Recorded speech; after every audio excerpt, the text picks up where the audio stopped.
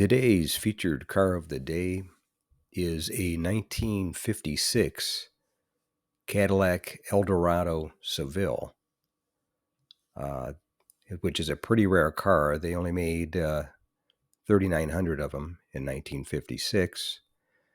And this one I filmed at my local classic car auction in Palm Springs, California, where unfortunately the owner pulled the car before the auction sale date. So I was able to film it before it was going through. I filmed it on a Friday and it was supposed to go through on a Saturday. And I guess the owner got cold feet or something.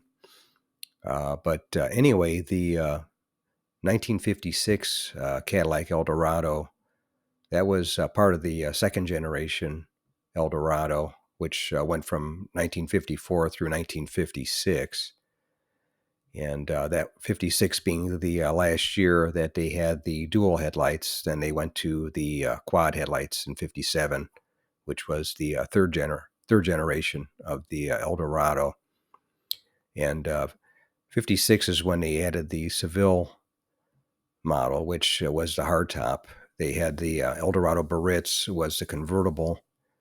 And that one they sold only 2,150 of the convertibles.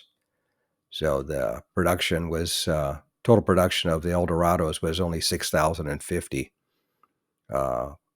which was only 4% of all Cadillacs sold in 1956.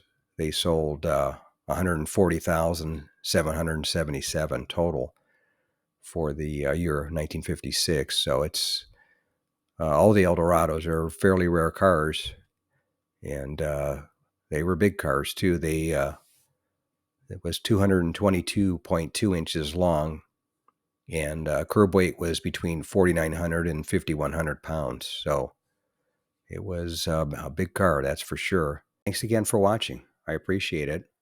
And by the way, here's a couple of videos of the 700 plus videos that I have on my channel, Car Finder.